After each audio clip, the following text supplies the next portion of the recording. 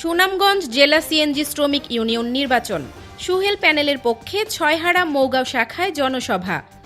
অক্ষর নিউজ, শান্তিগঞ্জ, সুনামগঞ্জ।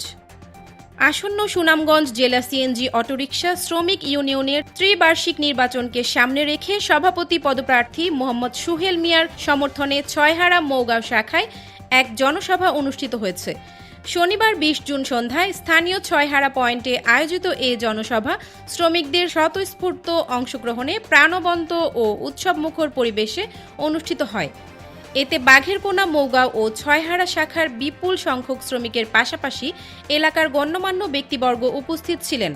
ছয়হারা মৌগাঁও শাখার সভাপতি মোহাম্মদ আঙ্গুর মিয়া চৌধুরীর সভাপতিত্বে এবং সাধারণ সম্পাদক তাজুল ইসলাম আয়াজুলের সঞ্চালনায় অনুষ্ঠিত সভায় প্রধান অতিথির বক্তব্য দেন সুনামগঞ্জ জেলা সিএনজি অটোরিকশা শ্রমিক ইউনিয়নের সভাপতি পদপ্রার্থী মোহাম্মদ সুহেল মিয়া। বক্তব্যে তিনি বলেন, দীর্ঘদিন ধরে আমি সংগঠনের কোষাধ্যক্ষ হিসেবে দায়িত্ব পালন করেছি। আপনাদের ভোট ও ভালোবাসায় এর আগে সভাপতি নির্বাচিত হওয়ার সুযোগ পেয়েছি। দায়িত্ব পালনকালে একজন মানুষ হিসেবে আমার কিছু ভুল ত্রুটি হয়ে থাকতে পারে। অতীতের সেই ভুলগুলো ক্ষমাসুন্দর দৃষ্টিতে দেখে যদি আবারও চেয়ার প্রতীকে ভোট দিয়ে আপনাদের সেবা করার সুযোগ দেন তাহলে আমি চিরকৃতজ্ঞ থাকব।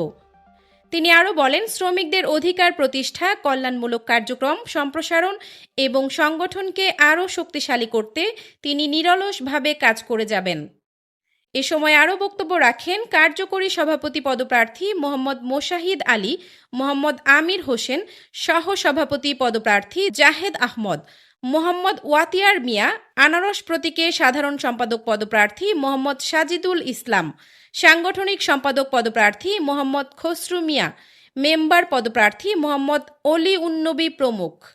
সভায় উপস্থিত শ্রমিক নেতৃবৃন্দ ও সাধারণ শ্রমিকরা আসন্ন নির্বাচনে একটি সুষ্ঠু, শান্তিপূর্ণ ও অংশগ্রহণমূলক পরিবেশ নিশ্চিত করার আহ্বান জানান। জনসভা শেষে প্রার্থীদের সঙ্গে শ্রমিকদের মতবিনিময় অনুষ্ঠিত হয়।